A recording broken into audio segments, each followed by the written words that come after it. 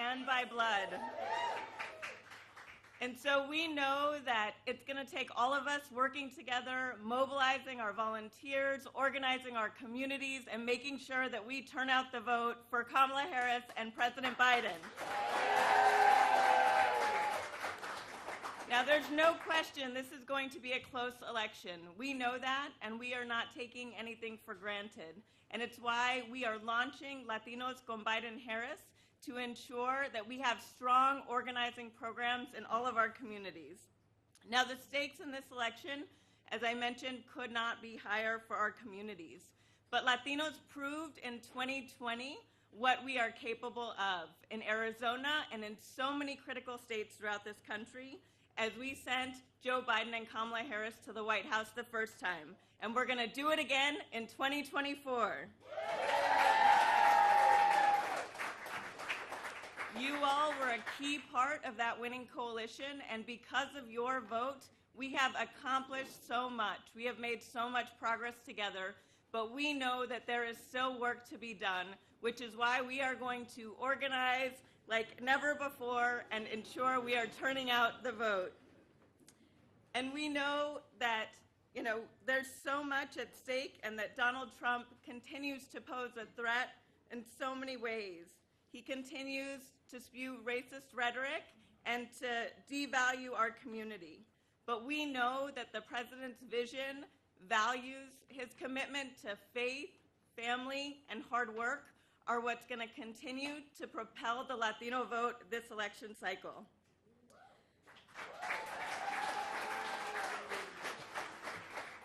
And we know that when Latinos show up, we win.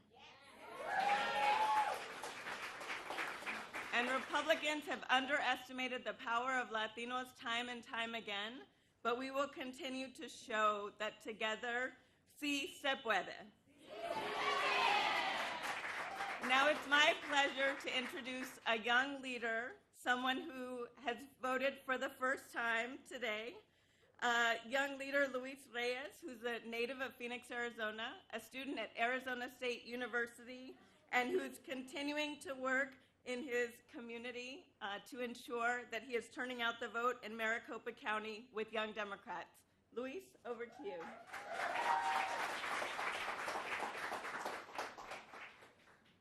There's a lot of faces. Hello, everybody. My name is Luis Reyes. As you heard, I was born and raised here in Phoenix, Arizona. I'm currently a junior at Arizona State University. I'm studying political science and justice studies. Thank you. I'm also a National Hispanic Merit Scholar. I work as a fellow for Aliento, a local organization that aims to help immigrant futures here in Arizona. I'm also a research aide for an ASU lab named Leadership, Diplomacy, and National Security. And I'm also a proud chapter president of my multicultural Latino fraternity on campus that aims to welcome more Latinos at ASU. So, I always get asked, Luis, how do you do it with all your involvements? How do you organize everything? The easy answer for me to say is, I carry my agenda everywhere I go. It holds my life together. But truthfully, the only reason I'm here and the only reason I've been able to accomplish what I have is because of my mom and my brother. If it wasn't for them coming from Veracruz, Mexico to the United States a long time when they did, I'd be nowhere where I am. If it wasn't for their hard work, their rigorous dedication to provide for me and my siblings so that we have a better opportunity, so that we can succeed and have a better future, I would not be here without them. And to be honest, I was never really involved or interested in government or politics, at least not when I was younger. It all started my sophomore year at Brophy College Preparatory. I joined a YMCA program named Youth in Government. I have a lot of gratitude to that program. It really taught me about the legislative process. And it really inspired me to, have a place in government and politics. But even before then, the very first time that I really felt impacted by, government politics and realized that it does have, I'm involved in it, was at the time of SB 1070. I won't go into depth of what SB 1070 is or who Joe Arpaio is, because at the time when I was 8 years old, I had no idea what any of that was. The only thing that I knew was the fear that was being instilled in me. And that fear was being instilled in me, my mom, my brother, my family, my community, and the Latino community here in Arizona. And if I'm being honest, I still have a little bit of that fear instilled in me now. And for many years, that fear kept telling me, you know, you don't have a place here in Arizona. You don't have a place to be able to change your community within government and politics. But now I know that's far, far from the truth.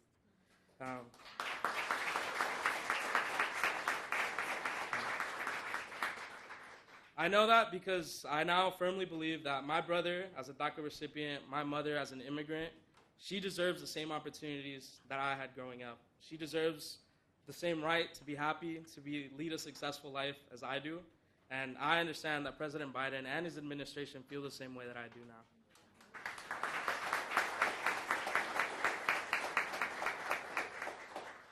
President Biden has shown time and time again that he does have the Latino community's back. He's cut costs for the Latino families so that we can further and more easily afford medication, childcare, so that we can survive and live our daily lives. He's been, rigorously protecting Social Security, which is super important for Latino seniors, and he's been able to provide health coverage for, around 350,000 Arizonans with the Affordable Care Act.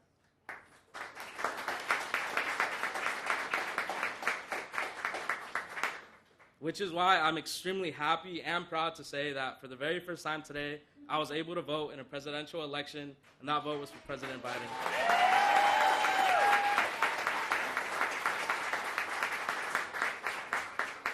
Now, that vote wasn't only for President Biden, but it was for the future of my brother as a dreamer, my mother as an immigrant, for my future as a student and just a resident here in Arizona. It was for the future of America and for the future of Arizona, which is the state I love.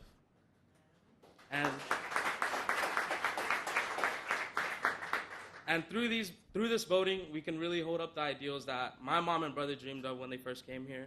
I know there's a huge Latino population. I'm in it here in Arizona. And I know that, a lot of people say we have the potential to impact the country, but I know we do have the potential to impact the country. And we will impact the election. And that's why us as Latinos, we need to come together to re-elect President Biden. Because President Biden, he is a leader. He puts our people first. Él pone la raza primero.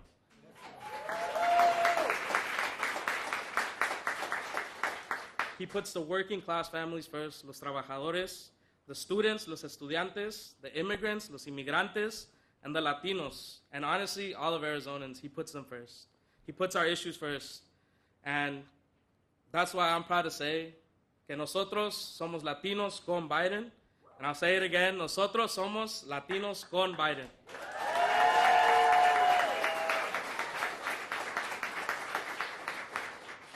Now, it is my absolute honor and privilege to introduce the 46th President of the United States, President Joe Biden. Thank you.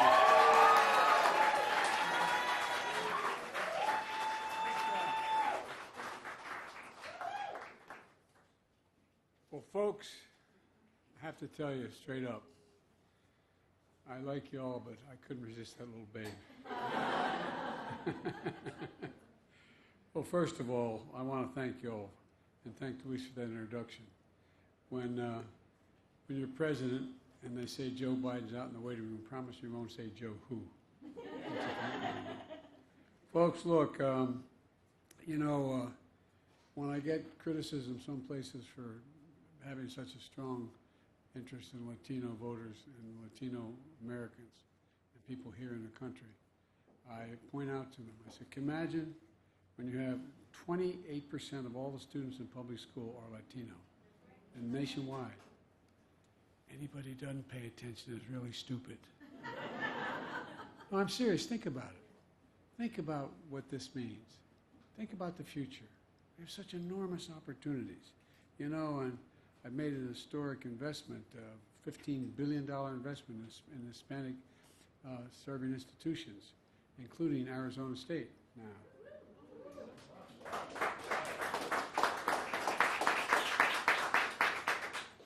But I should have started off by thanking Mary and Earl. Thank you very, very much.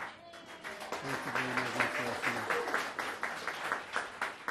Small businesses like yours all across America are the glue that holds communities together, and we want to thank you for that. I really mean it. Thank you. Look, I want to thank my campaign manager you heard speak first. She is, it's a little bit in her blood. Cesar Chavez is her grandfather.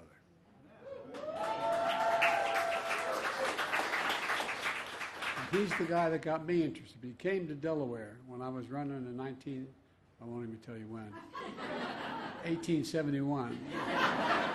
He came to Delaware in the 1970s to help deal with the farm workers.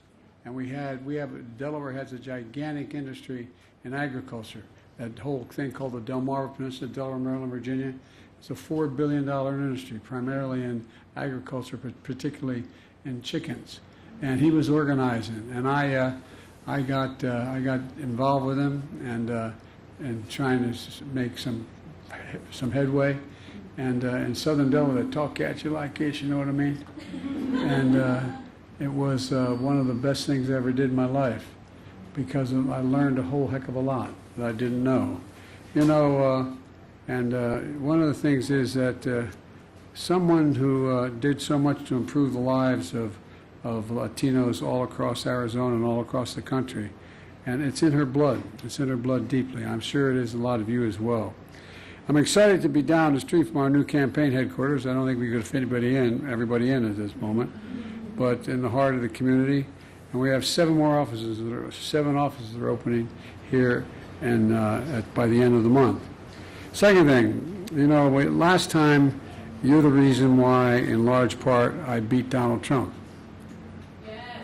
Let's beat him again.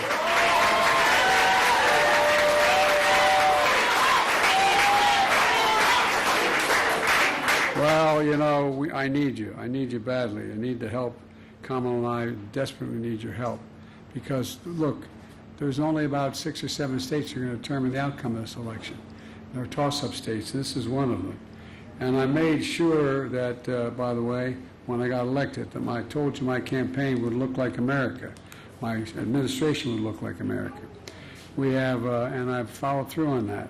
For example, Secretary Becerra is lowering prescription drug costs. He's heading up one whole agency. Secretary Cardona is easing student debt, among other things. And Administrator Guzman is investing in small business. Look, I want to remind folks, because we turned out in 2020, we achieved the lowest unemployment rate for Latinos in a long, long time. We cut Hispanic child poverty to record lows. We lowered the health care costs. We made historic investments in Latino small businesses, and we addressed gun violence in the communities. And we're excited now that ASU is joining the ranks of other historic serving institutions, because they can get part of that $15 billion now.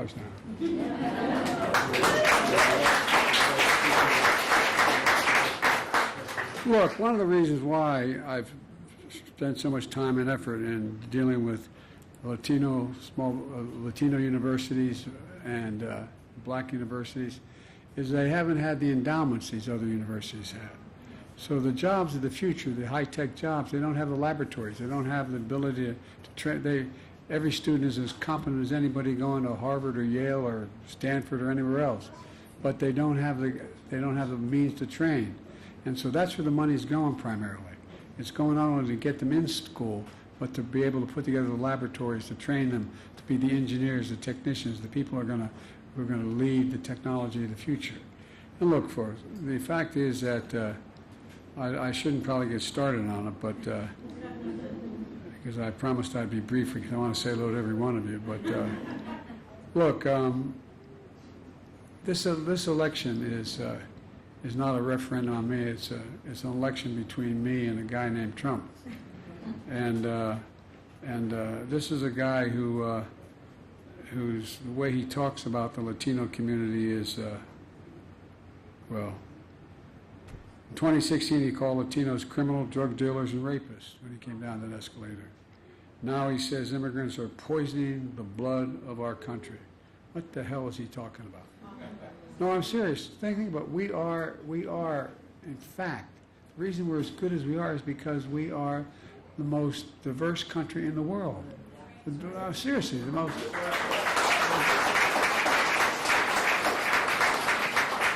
And look, you know, that's not all. He wants to get rid of all the programs we put together, from health care to education to small business help. And Social Security he wants to cut. He said, no, he not want to cut. He just said, but there's a lot you can do to trim and cut. Well, let me tell you something. Folks, he only cares about the wealthy. I love this quote from him. At Mar-a-Lago, Trump told his friends, and I quote, "I know plenty of you, and you're rich as hell, and we're going to give you more tax cuts." That was recent, okay? Well, that's the last thing I'm going to do. I want to tell you. You may remember when we started off this campaign in 2020, there were 55 major corporations that made $40 billion and didn't pay a single penny in taxes. And I was able to get a 15% minimum tax on them and paid for every single thing we did and still cut the budget trillions of dollars. And so, folks, look, let me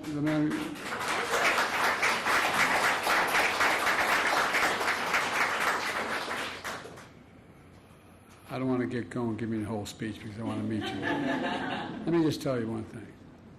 The fact of the matter is, I come from a household that is like maybe a lot of yours.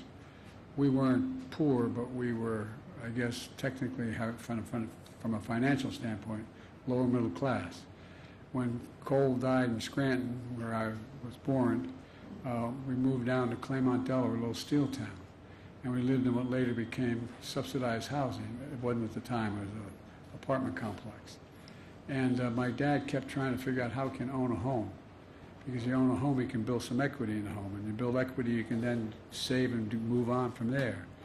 And we lived in a 3-bedroom split-level home in a development, they called it. 45 homes, built the same exact kind of homes. And there were 4 kids and a grandpapa living with us in that home. We never thought we were poor. We never thought we left behind. But we had to figure out how to get scholarships to go to school. We had to figure out how to pay to get. My dad busted his neck to make sure we had whatever we needed. It could have whatever we needed. But the end result of it was that we used to have a thing called trickle-down economics, where if the wealthy did very well, it trickled down, everybody did fine. Well, I observed nothing ever trickled down on my dad's kitchen table. And so when I got elected, I decided I was going to build a country from the middle out and the bottom up, not the top down. That way, everybody does well. The wealthy still can do well. They don't pay their taxes very much, but if they do well, I'm serious. And the middle class does well, and the poor have a way up. And so that's when we were able to create all these jobs nationwide. That's why we've been able to grow the economy as we have. And it's just starting to kick in. And folks, look, I'll end by saying this. The tax system now is not fair. Trump wants another $2 trillion tax cut. That's what he says he wants, the first thing he wants to do when he gets elected. Well, his administration caused the biggest deficit in American history in a 4-year period, the biggest in American history.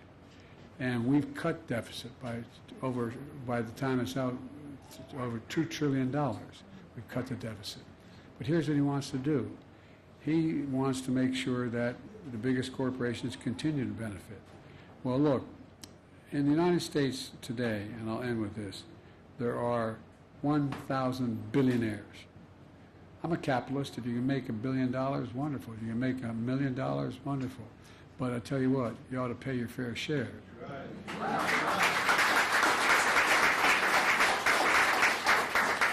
You know what the average, what the tax a billionaire pays, these 100 billionaires?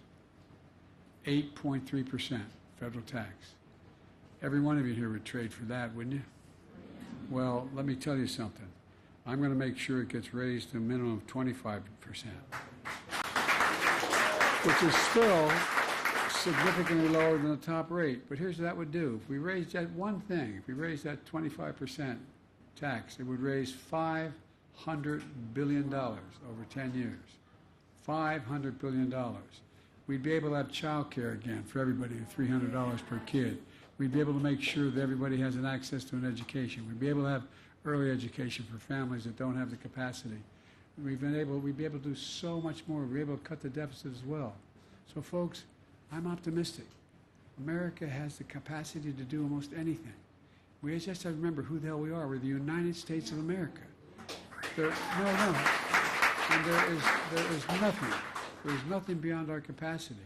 We're the only nation in the world that's gone through, as a researcher in history, the only nation in the world that has gone through every crisis we've ever gone through, we've come out stronger than we went in. Only case, only nation. Let's remember who we are. We're the United States of America. Nothing's beyond our capacity when we work together. And with you all, we're going to work together and change the world here. not a joke. There's so much more to say, but I'm going to stop now. Thank you, thank you, thank you.